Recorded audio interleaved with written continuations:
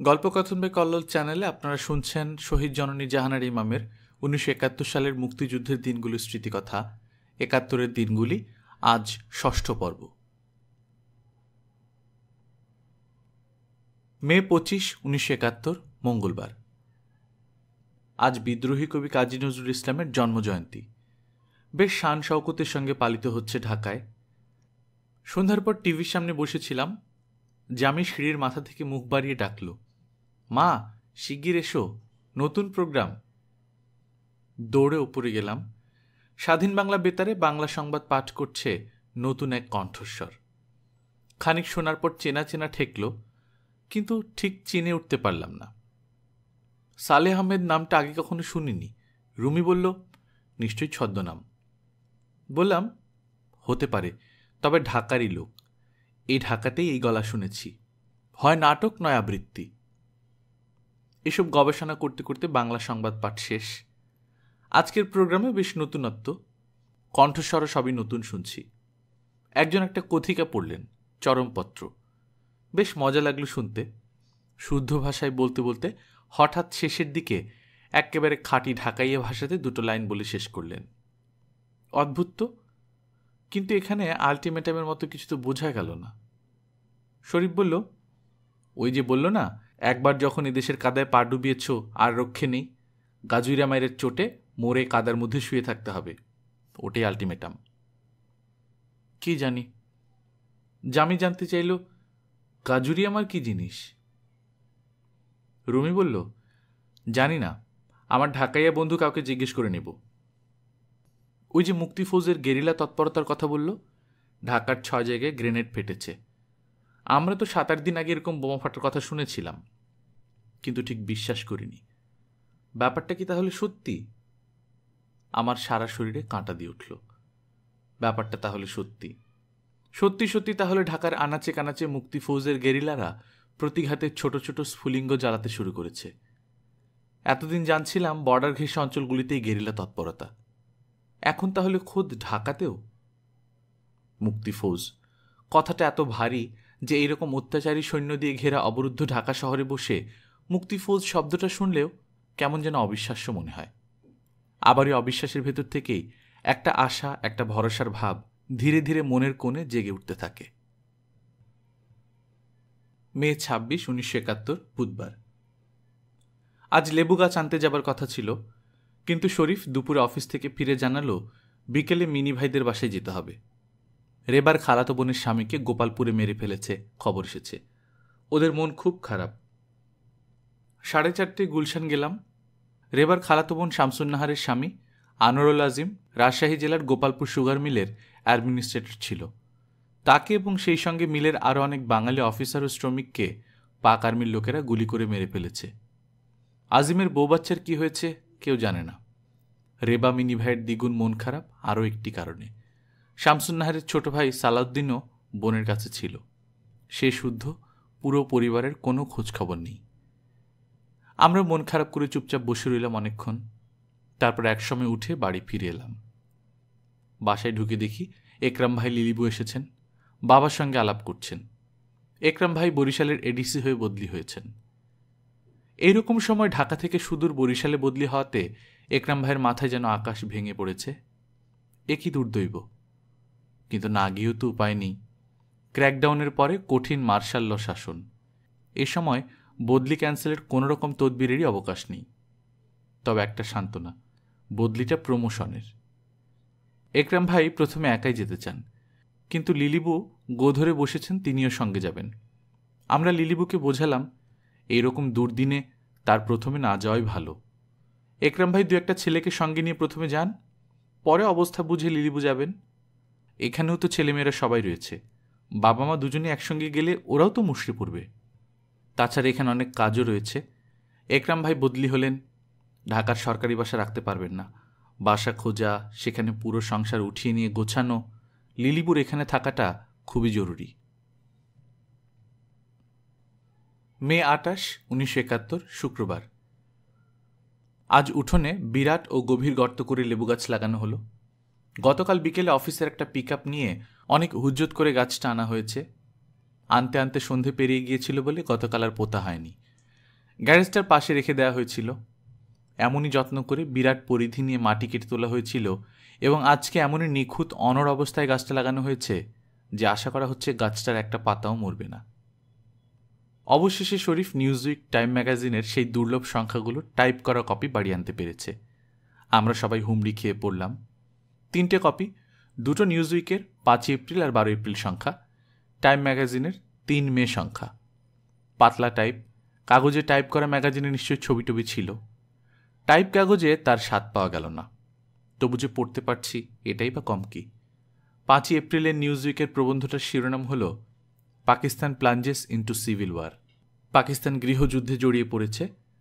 ভেতরে রয়েছে নিউজউইকের সাংবাদিক লোরেন জেঙ্কিন্সের রিপোর্ট। পড়ে অবাক হলাম।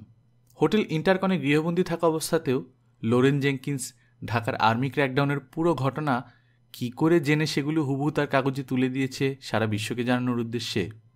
এই ঘটনা জানার পর তার কোনো দেশের বলা উচিত নয় যে পূর্ব বাংলায় যা ঘটছে সেটা পাকিস্তানের অভ্যন্তরীণ বিষয়, কিংবা পাকিস্তান ভাঙার ষড়যন্ত্রে কিছু বিচ্ছিন্নতাবাদী রাষ্ট্রদ্রোহী দলকে সামরিক সরকার যোগ্য শাস্তি দিয়েছে। 12 এপ্রিলের সংখ্যায় লোরেন জেঙ্কিন্স আরও চমৎকার করে বাংলাদেশের মুক্তি সংগ্রামের চিত্র ফুটিয়ে তুলেছে। শিরোনাম দিয়েছে দি অ্যাওয়াকেনিং অব এ পিপল, একটি জাতির জাগরণ। টাইম ম্যাগাজিনের কপিটা আরও পরের, 3 মে তারিখের। টাইমের সংবাদদাতা ড্যান কোগিন তার প্রবন্ধের নাম দিয়েছে ঢাকা সিটি অব ডেড, অর্থাৎ লাশের শহর ঢাকা। সবাই মিলে ভাগাভাগি করে এইগুলো পড়তেই আজ সারাদিন কাবার। জুন 2, 1971 বুধবার। গতকাল একরাম ভাইয়ের ট্রাঙ্ক কল পেলাম। ভালো মতো বরিশাল পৌঁছেছেন। গতকাল বিকেলের রকেট পিআরএসে বরিশাল রওনা হয়েছিলেন। সঙ্গে ছিল বড় ছেলে আবু আর ভাস্তে আঞ্জু। এখন ট্রাঙ্ক কল পেয়ে খবরটা লিলিবুকে দেবার জন্য বেরোলাম। ওখানে খানিকক্ষণ বসে মার বাসায় গেলাম।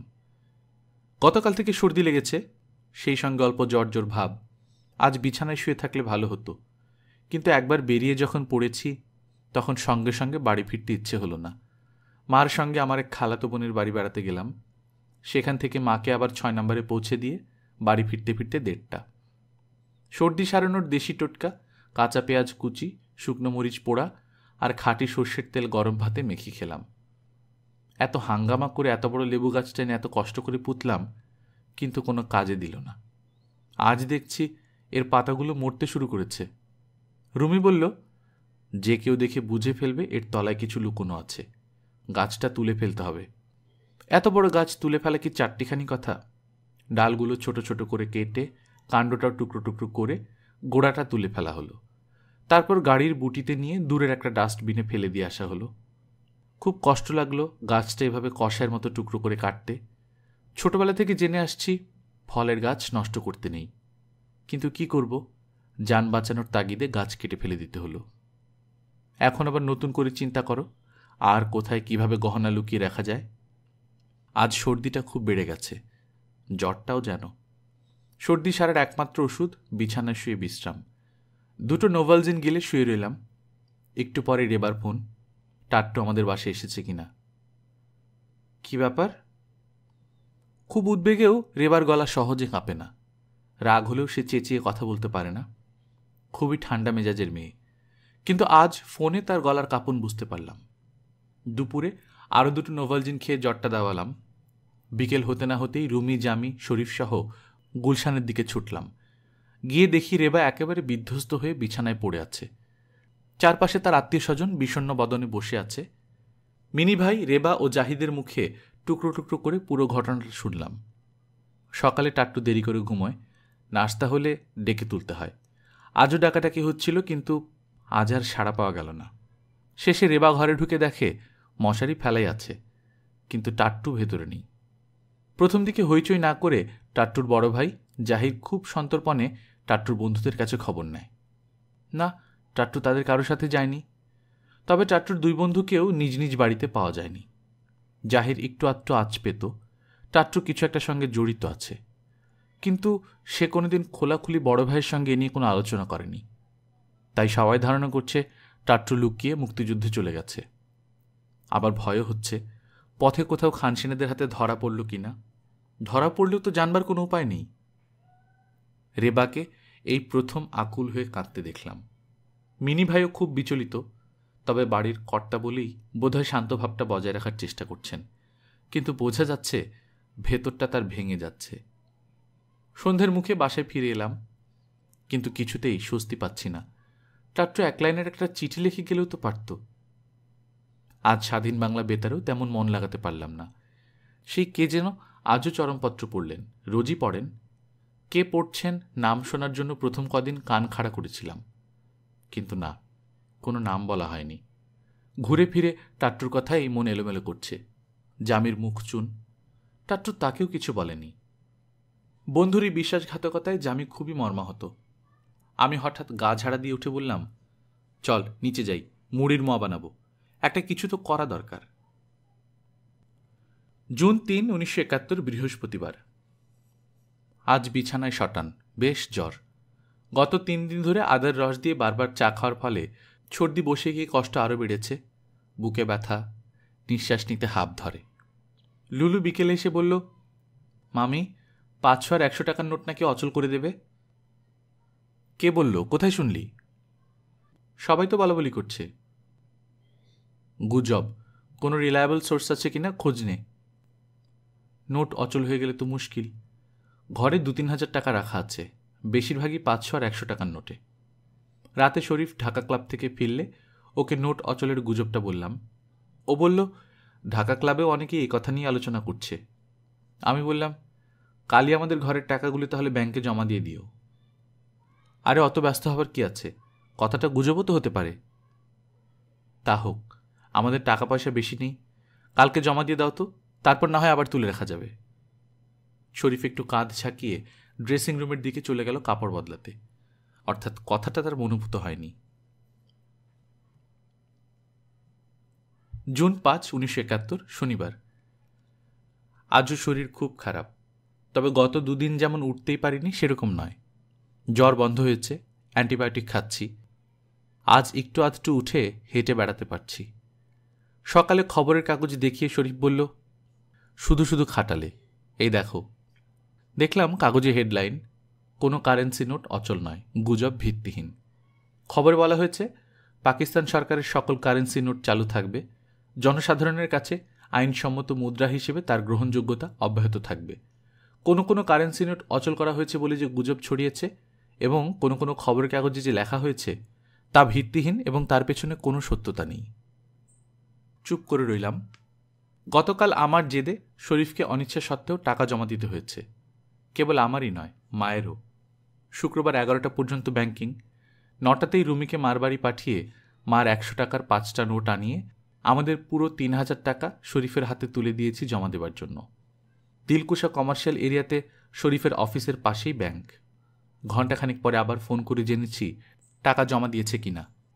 কাশিম এসে বলল, আম্মা আর এক বেলার মতন চাউল আছে, চাউল কিনন লাগবো। রেশনের চালে আমাদের সপ্তাহ যায় না, খোলা বাজার থেকেও কিনতে হয়। ধমক দিয়ে বললাম, ২ দিন আগে থেকে বলতে পারিস না? তোদের সবসময় বলি না সব জিনিস পুরোবার ২-৩ দিন আগে থেকে বলবি? তা যদি মনে থাকে, মাত্র ৩ দিন বিছানায় পড়ে আছি। শরীফ উঠে দাঁড়িয়ে বলল, যাই, দেরি হয়ে যাচ্ছে। আমি কাচুমাচু মুখে বললাম, চাল কেনার জন্য। শরীফ সঙ্গে সঙ্গে বলল, এখন তো সাভার যাচ্ছি বাকার সঙ্গে, ফিরতে ফিরতে ১টা বেজে যাবে, কালকে টাকা তুলব। বেশ খুশি মুখ নিয়ে বেরিয়ে গেল। আমি কাশিমকে ধমক দিয়ে বললাম, যা, বেরো সামনে থেকে, হতচ্ছাড়া, চালে না কুলে রুটি বানাবি। শরীফ ফিরতে ফিরতে ৩টে হলো। উদ্বিগ্ন হয়ে দোতলার বারান্দায় পায়চারি করছিলাম। এত দেরি হওয়া তো উচিত নয়। কি জানি কি হলো। না, ওই যে গাড়ি এসে থেমেছে গেটে। শরীফ হাঁকডাক করে ডাকলো কাশেম বারেককে। ওপর থেকে দেখলাম ড্রাইভার ও কাশেম ধরাধরি করে একটা চালের বস্তা নামাচ্ছে। বারেক নামাচ্ছে ২ জোড়া মোরগ। জুন ৮, ১৯৭১, মঙ্গলবার। আজকের কাগজে ২ ইঞ্চি মোটা ৮ কলাম জুড়ে হেডিং ছাপা হয়েছে, ৫০০ ও ১০০ টাকার নোট অচল ঘোষণা। গত রাতেই টিভিতে অবশ্যই চাঞ্চল্যকর ঘোষণা দেওয়া হয়েছে। স্তম্ভিত যা হওয়ার লোকে গতকাল রাতেই হয়েছে। সেই সময়টা আমি খুব পরিতৃপ্ত মুখ নিয়ে চুপ করেছিলাম। শরীফও চুপ করেছিল, তবে ভ্রু কুচকানো অবস্থায়। অবশ্য আমারই পরিতৃপ্তি বেশিক্ষণ বজায় থাকেনি। রুমি একটা কথায় বেলুন ফুটো করে দিল। আম্মা, আমার প্যান্টের মুড়িতে 5টা 100 টাকার নোট সেলাই করা আছে। বিকেলে নজরুল আর কলিম এসেছে। নোট অচল ঘোষণা করার ফলে কি যে হইচই পড়ে গেছে সারা শহরে, সেই সব কথাই শুনলাম ওদের মুখে। কতজন যে মাথায় হাত দিয়ে বসে পড়েছে তার ইয়ত্তা নেই। বিশেষ করে ছোট ব্যবসায়ীরা, যারা কখনো ব্যাংকের ধার ধারে না, নগদই সবসময় কারবার করে, তাদের মাথায় বাড়ি।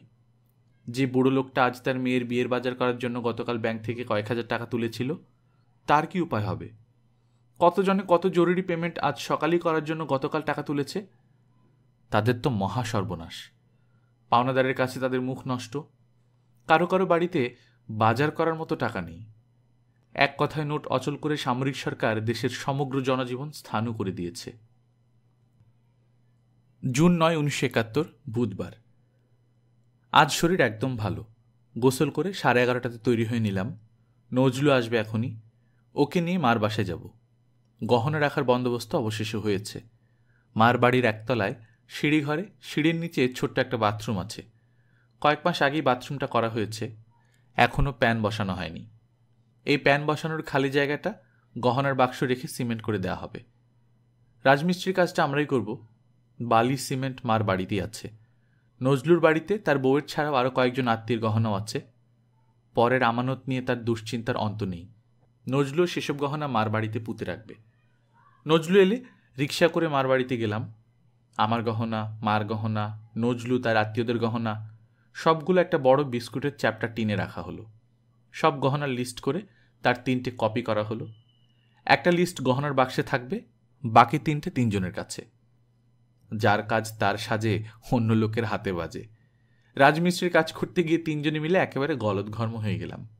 বিস্কুটের বাক্স প্রথমে 3-4 পরত প্লাস্টিক দিয়ে মুড়ে দড়ি বাঁধলাম, যাতে বাক্সের ভেতর পানি না ঢোকে। বাক্সটা গর্তে বসিয়ে তার চারপাশে ছোট ছোট ভাঙা ইটের টুকরো দিয়ে তারপর বালি বিছিয়ে উপরটা সমান করলাম। তারপর সিমেন্ট করতে গিয়ে একেবারে হয়রান। যাই হোক, কাজ শেষ করে 3 জন খানিকক্ষণ দাঁড়িয়ে দাঁড়িয়ে তারিফ করলাম। খুব একটা খারাপ হয়নি। মাকে বললাম, আপনি কাল থেকে রোজ দুবেলা একটা পানি দিয়ে ভেজাবেন 4-5 দিন। তারপর আমরা আবার এসে বাড়ির যত ড্রাম, টিন, মটকা, কলসি হাবিজাবি আছে সব এখানটায় ঠেসে এটাকে স্টোররুম বানিয়ে ফেলব। নজরুল হেসে বলল, আশা করি তার আগেই খান সেনার এসে হামলা করবে না। আমি ধমকে উঠলাম, বালাই ষাট, অমন কুকথা কেন বলছো? মা বললেন, ভয় করো না, আমি রোজ দোয়া দরুদ পড়ে বাড়ি বন্ধ করি। আল্লাহর রহমতে কোনো খান সেনা কি বিহারি এ বাড়িতে আসতে পারবে না। মার প্রত্যয়ে আমরাও অনেকখানি ভরসা পেলাম। জুন 10, 1971, বৃহস্পতিবার। দুপুরে খেয়ে কেবল একটু শুয়েছি, অমনি ফোন বেজে উঠল। একটু বিরক্তই হলাম, এমন অসময়ে। ফোনে রেবার গলা, আপা, টাট্টু ফিরেছে, এই এক্ষুনি। ফোন রেখে তড়াক করে উঠে হাঁক পারলাম, রুমি জামি, শিগগির তৈরি হও, গুলশান যাব, টাট্টু ফিরেছে। 15 মিনিটের মধ্যে তৈরি হয়ে 4 জনে বেরিয়ে পড়লাম গুলশানের পথে। রুমি বলল, আম্মা, তুমি যেন বাড়তি প্রশ্ন করো না, ও নিজে থেকে যেটুকু বলবে সেটুকু শুনেই সন্তুষ্ট থেকো। একটু রাগত স্বরে বললাম, ঠিক আছে, মুখে তালা এঁটে রাখলাম। রেবার বিছানার উপর টাট্টু বসে আছে, এলোমেলো চুল, খোঁচা খোঁচা দাড়ি, গর্তে বসা লাল চোখ। এমনিতে সেই রোগা পাতলা, মুখটা চিকন। এখন মনে হচ্ছে কতদিন না খেয়ে খেয়ে মুখ দড়িপনা হয়ে গেছে। টাট্টু অসম্ভব ক্লান্ত। এর আগে নিশ্চয়ই বাড়ির সবাইকে বলতে হয়েছে তার উধাও হবার কাহিনী, তবু আমাদেরকে আবার সব বলল। 2 জন বন্ধুর সঙ্গে টাট্টু দাউদকান্দিতে নদী পেরিয়ে পর্যায়ক্রমে বাসে, রিকশায় ও পায়ে হেঁটে বর্ডার ক্রস করে। ওপারে নগরদা বলে একটা জায়গায় যে ক্যাম্পটা ছিল সেখানে ওরা উঠে। কুমিল্লা ভিক্টোরিয়া কলেজের এক অধ্যাপক ওখানে এই ক্যাম্পটা অর্গানাইজ করেছেন। প্রতিদিনই নতুন নতুন ছেলে গিয়ে হাজির হচ্ছে। অধ্যাপক তাদেরকে রিক্রুট করে, বাছাই করে, কোম্পানি গঠন করে তারপর প্লাটুনে ভাগ করে দিচ্ছেন। একজন ল্যান্স নায়ক ছেলেদের ট্রেনিং দেন, তাকে সবাই ওস্তাদ বলে, নাম তোফাজ্জল মিয়া। প্রত্যেক দলের 4 দিন করে ট্রেনিং, একেবারেই এলিমেন্টারি ট্রেনিং। টাট্টুরা যাবার পরদিন ওদের ট্রেনিং শুরু হলো। প্রথম দিকে গুলিগোলা, বুলেট, গ্রেনেড এসব কম ছিল বলে ট্রেনিং পাবার পরপরই সব দলই অপারেশনে যেতে পারত না। টাট্টুর কপাল ভালো, সেই সময় কিছু গুলিগোলা, গ্রেনেড পাওয়া গিয়েছিল। তাই টাট্টু দু একটা অপারেশনে যেতে পেরেছিল। রুমির নিষেধ ভুলে মুখ ফসকে একটা প্রশ্ন বেরিয়ে এলো, এত তাড়াতাড়ি চলে এলে যে? টাট্টু বলল, আমাকে ঢাকাতেই কিছু কাজের ভার দিয়ে পাঠিয়েছে। ওখানে ক্রমেই ছেলেদের ভিড় বাড়ছে, থাকার জায়গার অভাব, খাবার অভাব। খাওয়া শুধু ভাত আর ডাল, তাও সবসময় চাল জোগাড়ের ধান্দায় থাকতে হয়। তার উপর বৃষ্টি, সে যে কি কষ্ট! ভাতের কষ্ট তো ছিলই, বৃষ্টিতে ভিজে স্যাঁতসেঁতে মাটিতে শুয়ে বহু ছেলের জ্বর হয়ে গেল, আর পেটের অসুখ, ওষুধের অভাব। তাই অধ্যাপক এক এক দলকে এক এক দায়িত্ব দিয়ে বিভিন্ন দিকে পাঠাতে লাগলেন। আমি আবার একটা প্রশ্ন করে ফেললাম, একদিন ঘুম খাওয়া কিছু হয়নি নাকি? টাট্টু হাসল, খাওয়া মোটামুটি হয়েছে, ঘুমোর সময় একেবারেই পাইনি। একে যাওয়ার পরিশ্রম, গিয়েই ট্রেনিং, তারপর অপারেশনের ধকল, আবার ফিরে আসার টেনশনও তো ছিলই। তাছাড়া ওখানে যাবার 4 দিন পর ক্যাম্প সারাবার অর্ডার হলো। সব ভেঙে চুরে নিজেরাই মাথায় বয়ে 3 মাইল দূরে গিয়ে নতুন ক্যাম্প করা হলো। আমি আর থামতে পারলাম না। আবার প্রশ্ন, কি ভেঙে নিয়েছিলি? ঘরের বেড়া, তাঁবু, বাঁশ, চাটাই, হাঁড়িকুড়ি, অন্যান্য সব জিনিসই মাথায় বইতে হয়েছে। সে খাটনিটাও কম ছিল না। তবে একটা সান্ত্বনা ছিল, নতুন ক্যাম্পে এসে একটা ফ্রেশ পুকুর পাওয়া গেল। ফ্রেশ পুকুর মানে? টাট্টু হেসে ফেলল, সাধারণত ক্যাম্প করা হয় পুকুর বা নদী নালার পাশে, যাতে পানি পাওয়া যায়। নগরদা ক্যাম্পের পাশে একটা পুকুর ছিল, সেটার পানি নাওয়া খাওয়া ধোয়া পাকলা সব কাজ করতে করতে একেবারে পচে যাওয়ার মতো অবস্থা। তাই 3 মাইল দূরে যে পুকুরটার পাশে নতুন ক্যাম্প করা হলো, সেটার পানি তখনও ফ্রেশ ছিল। অবশ্য এটাও জানতাম, এতগুলো ছেলে ব্যবহার করতে করতে কয়েকদিনের মধ্যে সেটাও পচিয়ে ফেলব। আমরা উঠলাম। এতদিনে মুক্তিযুদ্ধের একটা বাস্তব ছবি মনের চোখে ফুটে উঠল। এর আগে বহুবার শুনেও যেন বিশ্বাস হতে চাইত না, মুক্তিযুদ্ধ সত্যি সত্যি হচ্ছে। এখন মুক্তিযুদ্ধের একটি ক্যাম্প থেকে ফিরে আসা একটি ছেলের মুখে শুনে মনে হলো সত্যি সত্যি মুক্তিযুদ্ধ হচ্ছে, এবং দলে দলে ছেলে যুদ্ধ করতে ছুটে যাচ্ছে। ঘর থেকে বেরোবার আগে রুমি বলল, এক কাজ করো, খুব ভালো করে সাবান ঘষে গোসল করে পেট ভরে ডাল ভাত খাও, তারপর দরজা বন্ধ করে কষে একটা ঘুম দাও। সারাটা সময় জামি একটাও কথা বলেনি। জুন 11, 1971, শুক্রবার। ইয়াহিয়া সরকার বেশ ভালো ফ্যাসাদি পড়ে গেছে মনে হচ্ছে। বিশ্বব্যাংক ও জাতিসংঘকে ভালোমতো বুঝিয়ে উঠতে পারছে না যে পূর্ব পাকিস্তানে যা চলছে তা বিচ্ছিন্নতাবাদী কতিপয় দুষ্কৃতকারীর নাশকতামূলক কাজের বিরুদ্ধে সরকারের ব্যবস্থা গ্রহণ মাত্র, এবং সে ব্যবস্থা গ্রহণ শেষে আইন ও শৃঙ্খলা পুনঃপ্রতিষ্ঠা করার পর পাকিস্তানের সশস্ত্র সেনাবাহিনী এখন রিলিফ ও পুনর্বাসনের কাজে প্রাদেশিক সরকারকে সাহায্য করছে। প্রদেশের সর্বত্র এখন স্বাভাবিক অবস্থা বিরাজ করছে। অফিস, আদালত, স্কুল, কলেজ সব পুরোদমে চলছে। কলকারখানায় পুরোদমে উৎপাদন চলছে। বাস, কোচ, ট্রেন, স্টিমার সব পুরোদমে চলছে।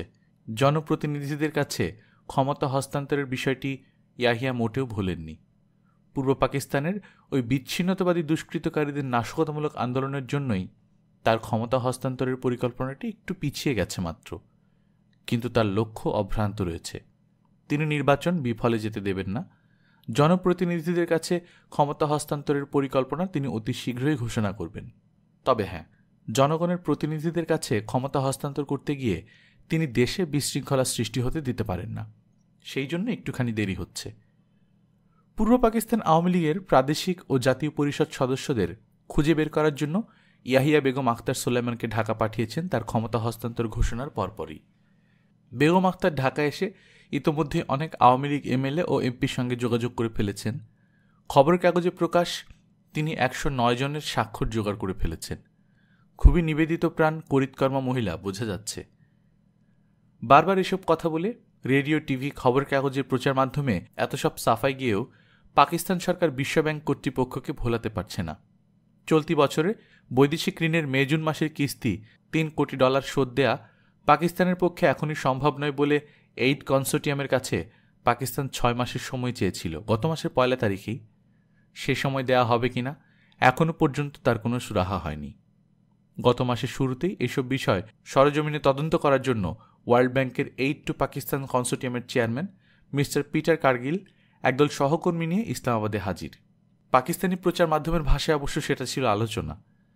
কয়েকদিন সেখানে খোদ প্রেসিডেন্ট থেকে শুরু করে তার অর্থনৈতিক উপদেষ্টা এম আহমদ পর্যন্ত অনেক বড় বড় কর্মকর্তার সঙ্গে আলাপ আলোচনা করে কি হলো আল্লাহ জানে।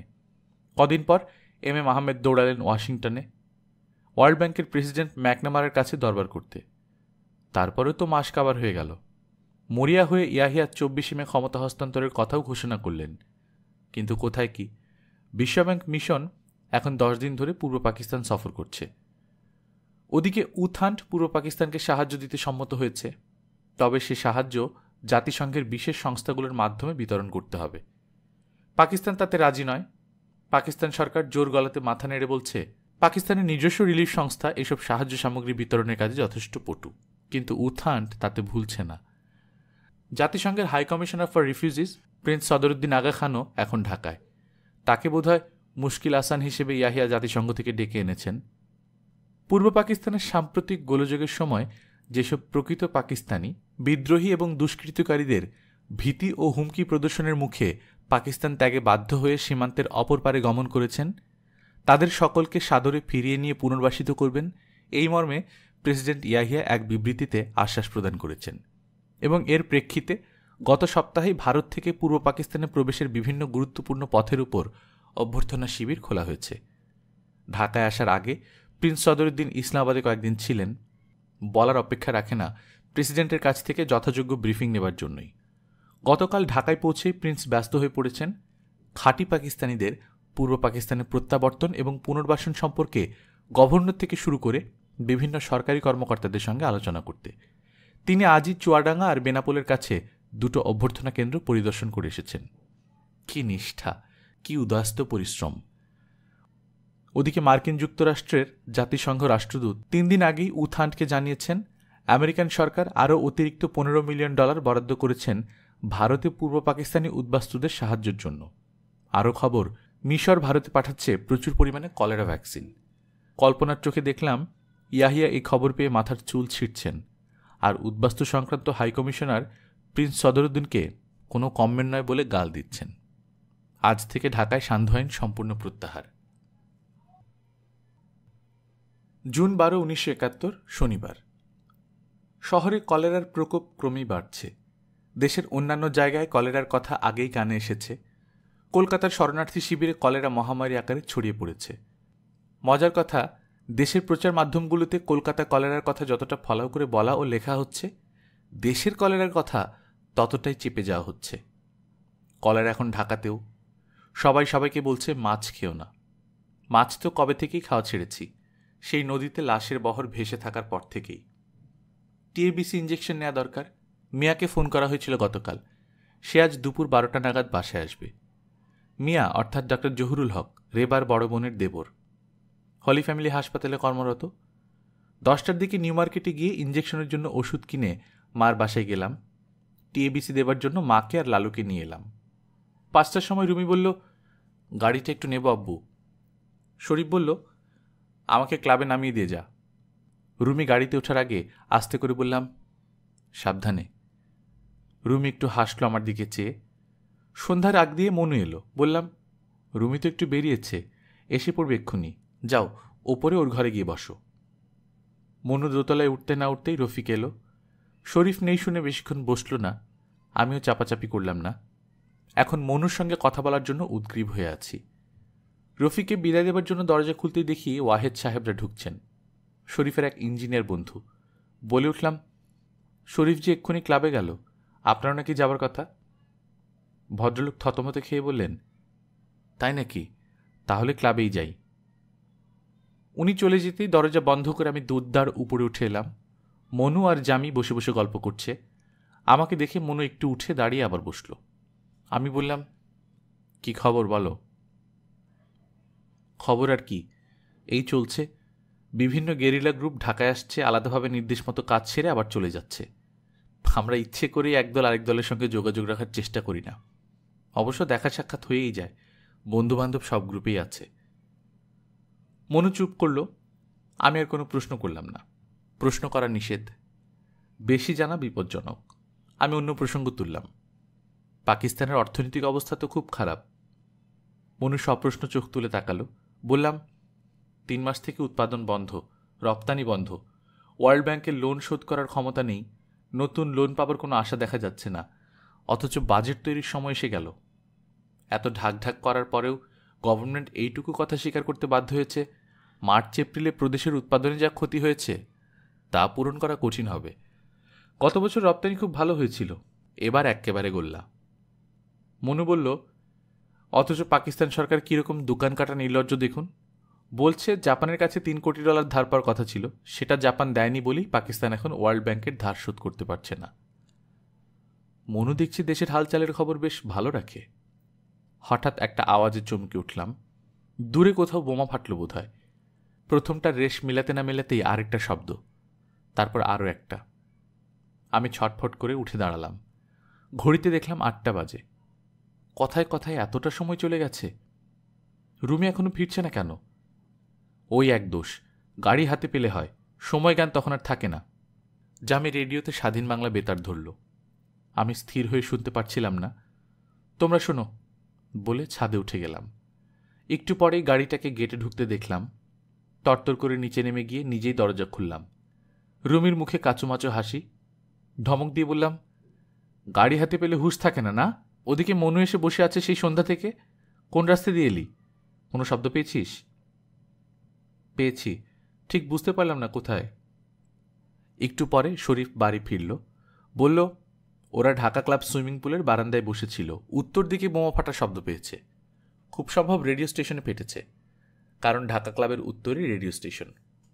রুমি হঠাৎ বলে উঠল, না না, রেডিও স্টেশনে না, রেডিও স্টেশনে না, নিশ্চয়ই ইন্টারকনে।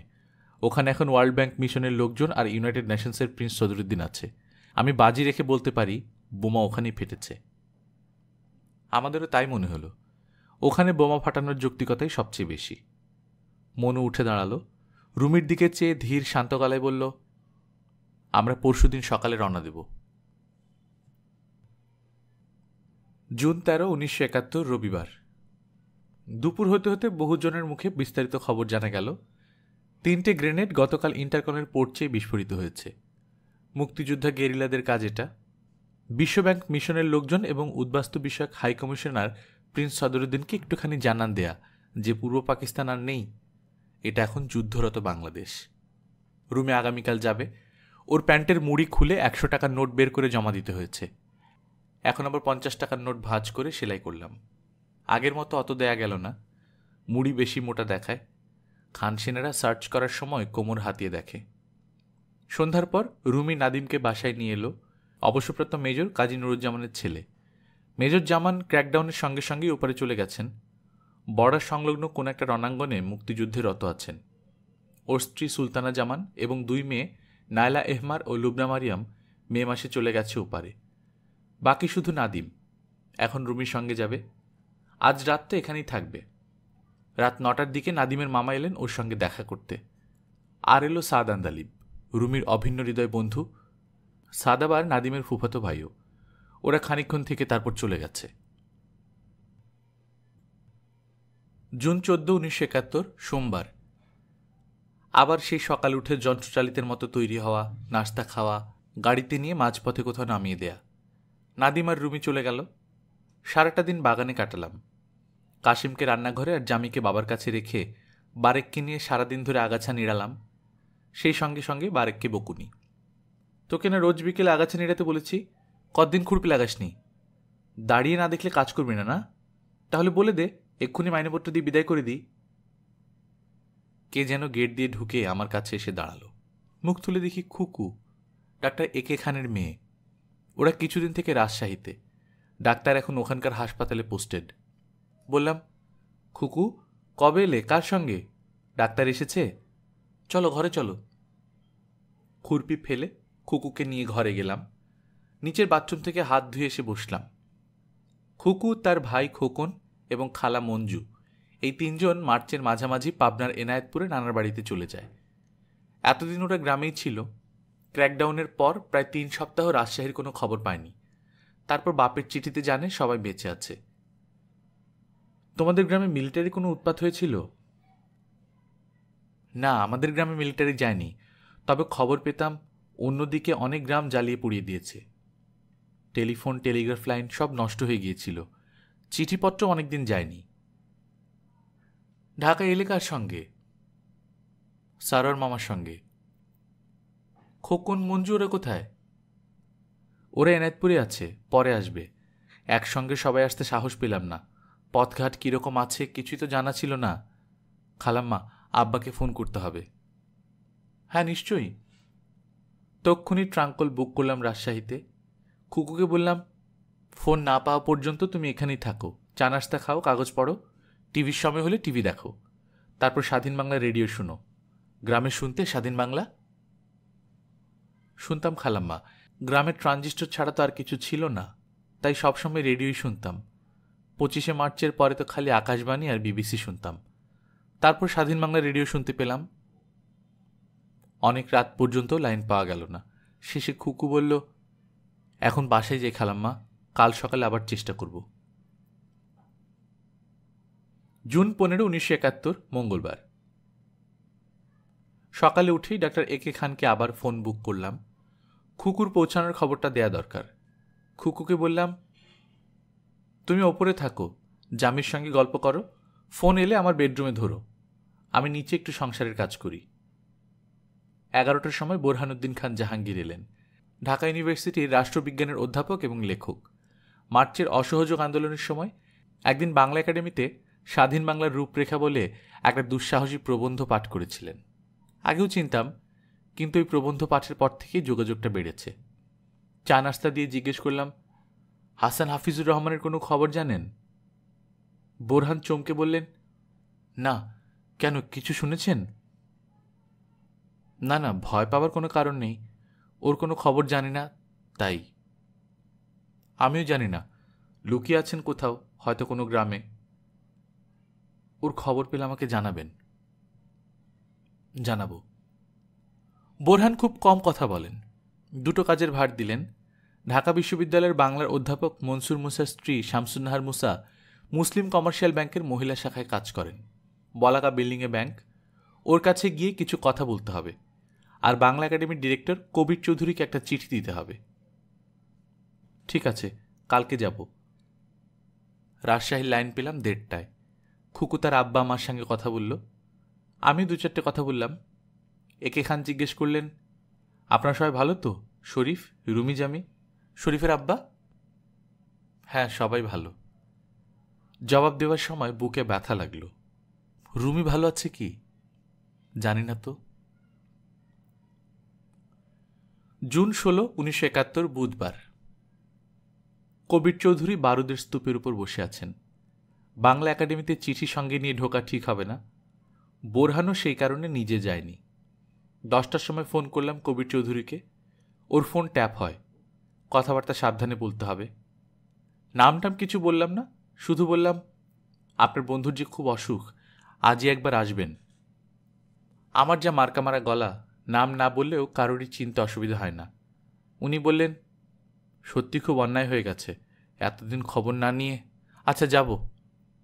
ফোন সেরে হেঁটে হেঁটে গেলাম বলাকা বিল্ডিংয়ের নিচতলায় মুসলিম কমার্শিয়াল ব্যাংকের মহিলা শাখায়। বিরাট একটা ঘর। ম্যানেজারের জন্য কাচের দেয়াল ঘেরা আলাদা কোনো কিউবিকল নেই, একেবারে হাট যেন। ম্যানেজার মিসেস শামসুন্নাহার মুসার টেবিল ঘিরে একগাদা মহিলা। ঘরময় মহিলা থই থই করছে। ওনার কাছে দাঁড়িয়ে বললাম, একটা অ্যাকাউন্ট খুলব, জাহানারা ইমাম নাম। উনি খুব নির্লিপ্ত ভঙ্গিতে বললেন, একটু বসতে হবে, যারা আগে এসেছেন তাদের কাজগুলো আগে সেরে নেই। দেয়াল ঘেঁষে একটা চেয়ার খালি হতেই সেখানে গিয়ে ঝুপ করে বসে পড়লাম। বসে বসে মিসেস মুসাকে লক্ষ্য করতে লাগলাম। শ্যামলা, স্বাস্থ্যবতী, খুব স্মার্ট চেহারা, তীক্ষ্ণ মিষ্টি গলার স্বর। মনে হয় একই সঙ্গে 10 হাতে কাজ সারতে পারেন। অন্তত এই মুহূর্তে তার কাজ করার ধরন দেখে তাই মনে হলো। টেবিলের সামনে 3-4টে চেয়ার খালি হলে তবে উনি আমাকে ডাকলেন। গিয়ে বসলাম। নতুন অ্যাকাউন্ট খোলার ফর্ম ইত্যাদি বের করে বললেন, একটা লকারও নেবেন নাকি? গহনাপত্র, দলিল এসব রেখে দিলেন নিশ্চিন্তে। তার চোখের দিকে তাকিয়ে বললাম, হ্যাঁ, নেব। কি সাইজের নেবেন একটু দেখে নিন, ছোট বড় মাঝারি সব সাইজের আছে। আসুন, স্ট্রংরুমে গিয়ে দেখে নিন। স্ট্রংরুমের দিকে যেতে যেতে বললেন, খুবই নিরাপদ এই লকারগুলো, অনেকেই নিচ্ছে, একদম নিশ্চিন্ত থাকা যায়। স্ট্রংরুমের ভেতর ঢুকে দরজাটা ভেজিয়ে দিতে দিতেই নাহারের মুখ চোখের ভাব বদলে গেল। ফিসফিস করে বললেন, বোরহান ভাই আমাকে ফোন করে বলেছেন আপনার কথা। ওখানে ভিড়ের মধ্যে কথা বলা যেত না, তাই লকার দেখার নাম করে আপনিও সঙ্গে সঙ্গে বুঝে গেলেন। এবার বলুন কি কথা। আমি মনে মনে একটু গুছিয়ে নিয়ে বললাম, মুক্তিযুদ্ধ তো ক্রমেই জোরালো হয়ে যাচ্ছে, আপনি তো বুঝতেই পারছেন। গেরিলার এখন ঘন ঘন ঢাকায় আসছে, অপারেশন করছে। শহরে তাদের থাকা খাওয়া প্রোটেকশনের জন্য কিছু বাড়ি দরকার। জখম হয়ে গেলে লুকিয়ে চিকিৎসার জন্য ডাক্তার আর ক্লিনিক দরকার। ওষুধপত্র কাপড় চোপড়ের জন্য টাকা দরকার। এইসব কাজে আপনি আমাদের সাহায্য করতে পারবেন? নিশ্চয়ই পারব, করব। এ তো আমাদেরই বাঁচা মারার প্রশ্ন। শুধু বলে দিন কিভাবে সাহায্য করতে হবে। বোরহান আপনাকে দরকার মতো জানাবে। স্ট্রংরুম থেকে বেরিয়ে এসে 5 টাকা দিয়ে একটা অ্যাকাউন্ট খুললাম। বাসায় ফিরতে ফিরতে প্রায় 12টা। কবির চৌধুরী এলেন 1টায়। মিনিট 10 বসে উঠলেন। চিঠিটা আমি প্যান্ট্রিতে একটা মুড়ির টিনের নিচে চাপা দিয়ে রেখেছিলাম। সেখান থেকে এনে কুণ্ঠিত হয়ে বললাম, ময়লা লেগে গেছে, কিছু মনে করবেন না। উনি হেসে ফেললেন। 17 মে খবরের কাগজে যে বিবৃতি বেরিয়েছিল সেটাতেই সই নেবার জন্য কবির চৌধুরীর কাছেও লোক গিয়েছিল। উনি সই করেননি, অফিসও নিয়মিত যাচ্ছেন। বোরহান বলছিলেন, আমিও বলছি, একটু সাবধানে থাকবেন। কবির চৌধুরীর আপাতত নম্র বিনীতভাবের অন্তরালে একটা ইস্পাত কঠিন দৃঢ়তা লুকোনো আছে। ওর হাসিতে সেটা যেন ঝলসে উঠল। মরার আগে মরতে পারিনি। কবির চৌধুরী যেতে না যেতেই ফকির ঢুকল। শরীফ কই? এখনো আসেনি, বসুন, এক্ষুনি চলে আসবে। খেয়ে যাবেন কিন্তু।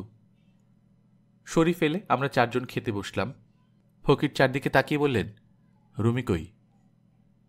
ওহো, বলা হয়নি। ওর বন্ধু খুরশিদ, ওই যে আমাদের সামনের বাড়িতে থাকে, ওকে দেশে যেতে হলো, কি একটা জরুরি কাজ। একা যেতে ভয় পেল, তাই রুমিকে সঙ্গে নিয়ে গেল। ও। ফকির চোখ নামিয়ে খাওয়ায় মন দিলেন। ফকির জানেন রুমি মুক্তিযুদ্ধে গেছে, কিন্তু সে কথা মুখে উচ্চারণ করা বারণ। বাকার ভাগ্নে খালেদ মোশাররফ ক্র্যাকডাউনের সঙ্গে সঙ্গে ডিফেক্ট করে বর্ডার ক্রস করে গিয়েছিল। বহুদিন তার কোনো খবর ছিল না। সবাই ভেবেছিল হয়তো মেরেই ফেলেছে পাক সেনারা। এখন জানা গেছে সে আগরতলার দিকে বর্ডার রণাঙ্গনে যুদ্ধ করছে। কিন্তু আমরা কখনো তার কথা মুখ দিয়ে উচ্চারণ করিনি। আমরা যে জানি বাকা সেটা জানেন, আর বাকা যে জানেন আমরা সেটা জানি।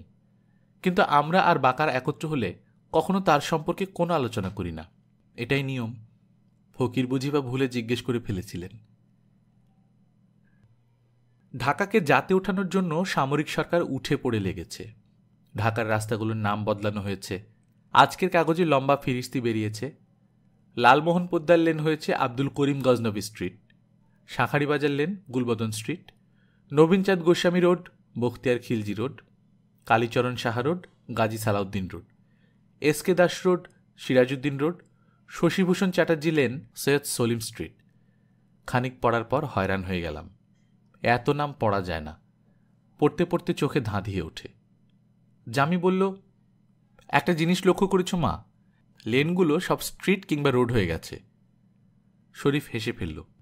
ঢাকার অলিগুলিগুলো এতদিনে একটু মানমর্যাদার মুখ দেখল। কাগজের পাতা উল্টাতে উল্টাতে বলল, আরেকটা খবর দেখেছ? বহু বই বাজেয়াপ্ত ঘোষণা করা হয়েছে। কাদের কাদের বই? কি ধরনের বই? দেখো তো আমাদের বাড়িতে কোনো বই আছে কিনা।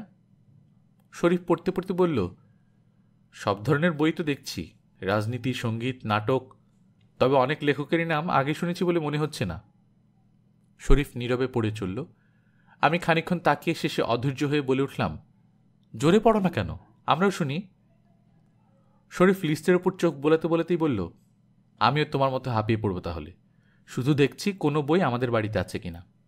খানিক পরে, এই যে প্রবোধ কুমার স্যান্যালের হাসুবানু, কে এম ইলিয়াসের ভাসানী যখন ইউরোপে, এই বই দুটো আমাদের বাসায় আছে, এই দুটো সরিয়ে ফেলতে হবে।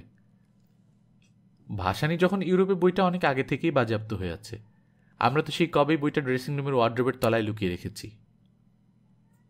কি জানি, মাঝখানে বোধহয় বইটা ছেড়ে দিয়েছিল, এখন তত মনে নেই। এবার কিন্তু বাসার ভেতর লুকিয়ে রাখা চলবে না, বাইরে কোথাও সরাতে হবে, না হয় পোড়াতে হবে। রুমি বাউন্ডারি ওয়ালের যেখানটায় মাওয়ের রচনাবলী রেখেছে সেখানে রেখে দেব। যা আমি অনেকক্ষণ থেকেই খবরের কাগজের উপর হুমড়ি খেয়ে আঙুল বুলিয়ে বুলিয়ে কি যেন গুনছে মনে হলো।